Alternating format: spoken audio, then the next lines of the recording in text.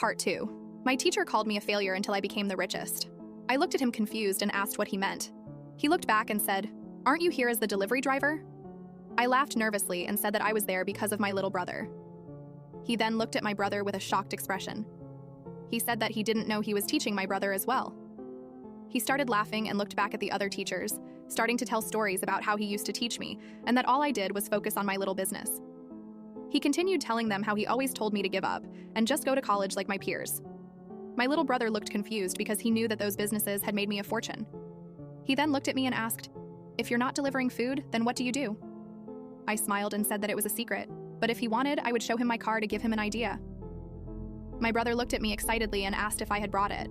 My math teacher then said that I wouldn't impress him with a Camry, rolling his eyes.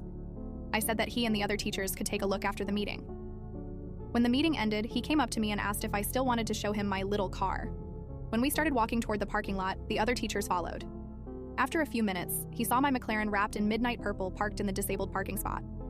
I looked at them with excitement and could see that they were all speechless.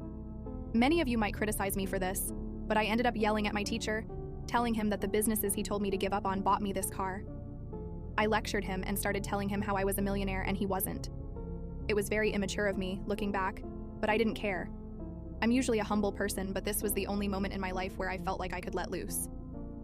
What's even crazier is that he continued to say that I bought that car illegally and that I should come clean. I started laughing and asked if he wanted proof that I was actually rich. He hesitated to answer, but I ended up showing him everything.